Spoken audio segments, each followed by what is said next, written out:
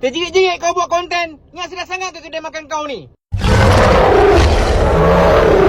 Hari ni aku pergi makan dekat Desa Mak Rentan, kedai si Ain ni. Siapa yang tak kenal si Ain ni punya suara satu Melaka boleh dengar. So aku nak test, sedap sangat ke kedai kau ni? Sekali aku dah sampai, alamak, ramainya. Dia punya lauk-lauk banyak weh. Aku datang nak dekat pukul 2 petang pun orang sikit punya ramai lagi. Dia punya rasa lauk, sedap night. Sistem dia aku tengok sangat teratur. Daripada ambil lauk sampai ke bayau, semuanya ada dia punya jalan dia. Aku datang makan ni 6 orang, 3 troli ni penuh. Ini garanti 2-300 memang tak lain. Selain lauk makan tengah hari, kat kedai dia ni ada jual macam-macam. Kepek-kepek lah, kuih-kuih, kek-kek dengan perapan-perapan ayam lembu kambing, semua ada lah. Wah, kelas kau. Nah, ambil kau 3 troli.